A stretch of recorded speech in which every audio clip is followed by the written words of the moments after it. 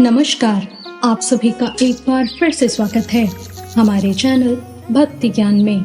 आप सभी को सावन के पहले सोमवार की हार्दिक शुभकामनाएं।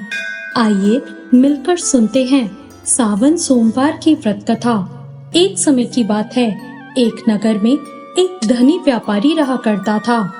दूर दूर तक उसका व्यापार फैला हुआ था।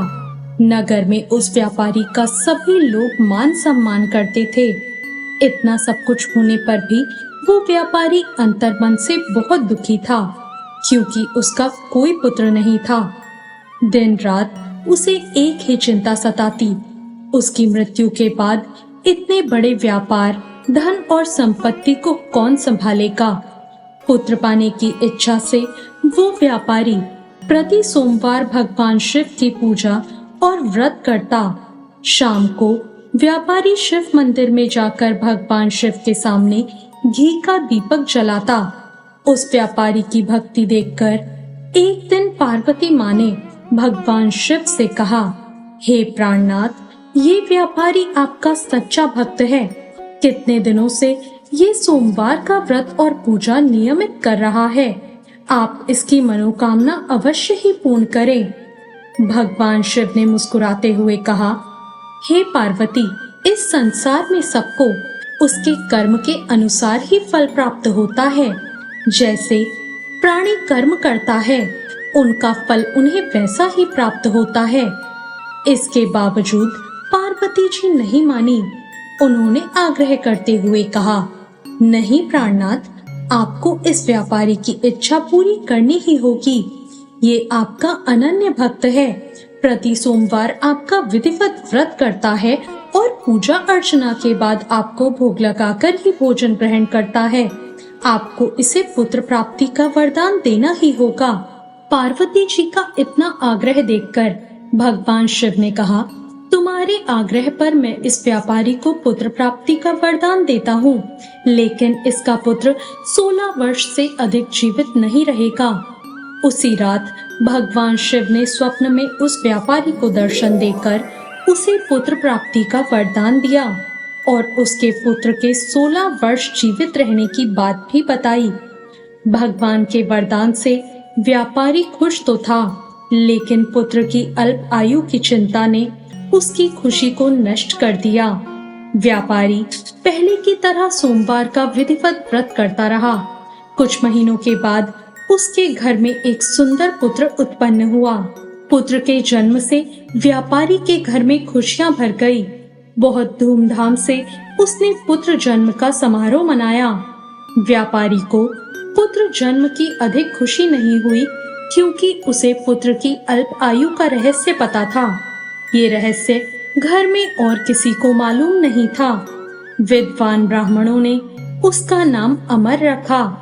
जब व्यापारी का पुत्र अमर 12 वर्ष का हुआ तो उसने शिक्षा के लिए उसे वाराणसी भेजने का निश्चय किया।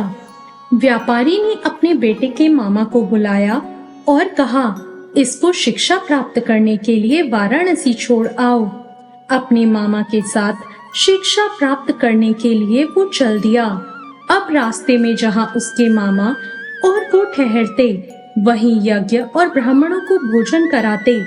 लंबी यात्रा के बाद अमर और उसके मामा एक नगर में जा पहुँचे। उस नगर के राजा की कन्या के विवाह की खुशी में पूरे नगर को सजाया गया था। निश्चित समय पर बारात आ गई, लेकिन वर का पिता अपने बेटे के एक आंख से काणे होने के कारण बहुत चिंतित था। उसे इस बात का भय था कि अगर राजा को इस बात का पता चला तो वो विवाह से इनकार कर देंगे और इससे उनकी बदनामी होगी। वर के पिता ने अमर को देखा तो उसे विचार आया। उसने सोचा, क्यों ना इस लड़के को दूल्हा बनाकर राजकुमारी से विवाह करा दूं। विवाह के बाद इसे धन देकर विदा कर दूंगा और राजकुमारी को अपने नगर ले जाऊंगा। वर के पिता ने इस संबंध में अमर और उसके मामा से बात की। उसके मामा ने धन मिलने के लालच में वर के पिता की बात को मान लिया। अमर को दूल्हे के वस्त्र पहनाकर राजकुमारी चंद्रिका से उसका विवाह करा दिया गया। राजा ने बहुत सा धन अपनी बेटी को दिया। अब जब रात हुई तो अमर सच नहीं छिपा सका। उसने राजकुमारी की ओढ़नी पर लिख दिया, राजकुमारी चंद्रिका, तुम्हारा विवाह मेरे साथ हुआ है। मैं तो वाराणसी में शिक्षा प्राप्त करने जा रहा हूँ। अब तुम जिस नव युवक की पत्नी बनोगी वो एक आंख से काना है। जब राजकुमारी ने अपनी ओढ़नी पर लिखा हुआ पढ़ा तो उसने उस काने लड़के के साथ जाने से इनकार कर दिया। राजा ने सारी बात जानकर राजकुमारी को महल में ही रख लिया। उधर अमर पढ़ने के लिए अपने मामा के साथ वाराणसी पहुंच गया। अमर ने गुरुकुल में पढ़ना शुरू कर दिया। जब अमर की आयु 16 वर्ष पूरी हुई तो उसने एक यज्ञ किया। यज्ञ की समाप्ति पर ब्राह्मणों को भोजन कराया और खूब अन्न वस्त्रों का दान किया।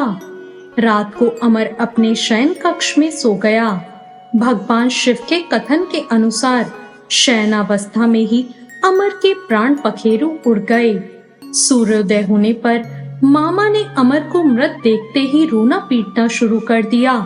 आसपास के लोग भी इकट्ठे होकर दुख प्रकट करने लगे। उसका मामा रो रहा था, विलाप कर रहा था।